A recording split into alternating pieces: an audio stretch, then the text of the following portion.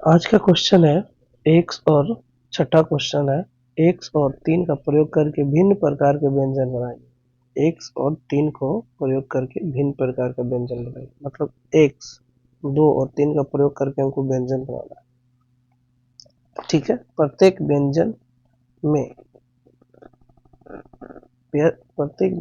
यहाँ क्वेश्चन छोटा हुआ है, क्वेश्चन में क्या है देख लेते हैं।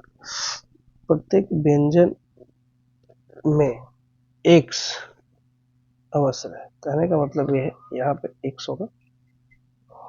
एक सेकेंड, प्रत्येक व्यंजन में एक्स अवश्य है, केवल 2 सक्रिय का प्रयोग करें जिसमें एक सक्रिय अवश्य ही गुना में रहे।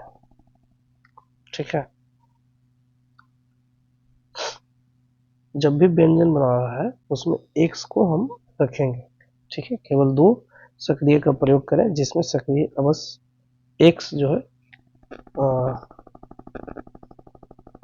अवश्य गुना का हो, केवल 2 योग हो और गुना का प्रयोग करें।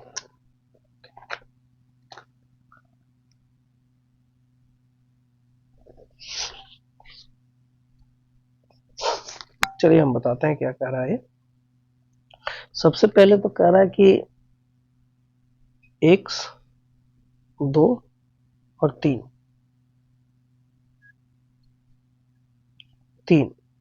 इन्हीं चीजों का प्रयोग करना है, एक्स 2 और 3। ठीक है, प्रत्येक व्यंजन में अवश्य योग है। जब हम जिसे बनाते हैं व्यंजन क्या बनाते हैं, एक्स प्लस वाई, ये भी व्यंजन हो गया, एक्स प्लस 2 ये भी व्यंजन है।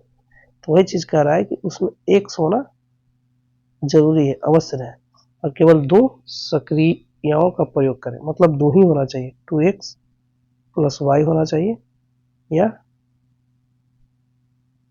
3 प्लस एक्स होना चाहिए, ये 2 सक्रिय है बस, तीसरा नहीं कि 2x प्लस 3, ऐसा कुछ नहीं होना चाहिए। ठीक है, चलिए देखते हैं क्या है इसमें, कैसे करना है।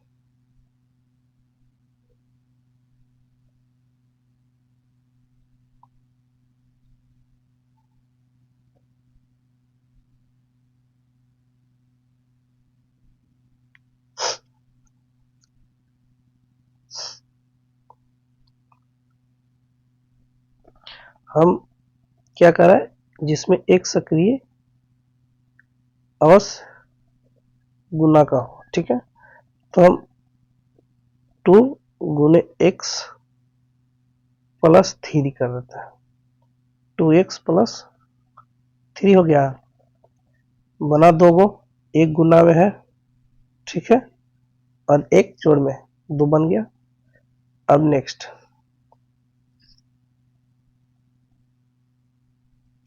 इसी तरह 3 में x से गुना कर दीजिए, अब प्लस 2 जोड़ दीजिए। ठीक है, अब कर दीजिए 2 में x से गुना करके माइनस 3 कर दीजिए। जितना आप बना सकते हैं, इसी तरह आप जितना बनाना आपको पार लगता है उतना आप बना दीजिए, कोई दिक्कत नहीं है। इसी तरह 3x माइनस 2 कर दीजिए, एक ये भी बन गया। और सोचिए क्या होगा, 3 गुने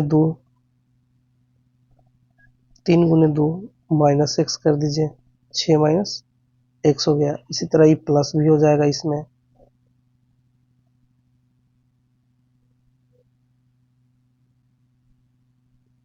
मतलब इसी तरह से बनाना है जितना भी आपको बन सकता है। चलिए इस क्वेश्चन को तो हो गया, नेक्स्ट क्वेश्चन में चलते हैं।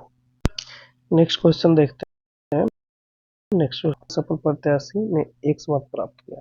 ठीक है, कहने का मतलब है कि राम, 2 तरह के आदमी हैं, राम और श्याम।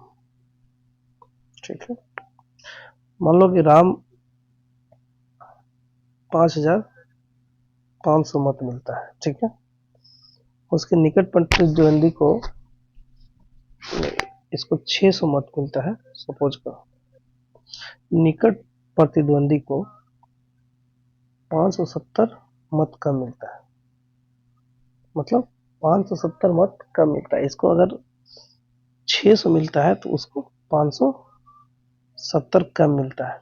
कम मतलब माइनस, समझ में आ रहा है। क्वेश्चन में ही आंसर छुपा हुआ है। एक चुनाव में सफल प्रत्याशी को एक मत मिला। मान लो कि राम को कितना मिला, एक्स। उसके निकट मैंने श्याम जो है, समझ लो कि श्याम जो है उसके निकट है, तो उसको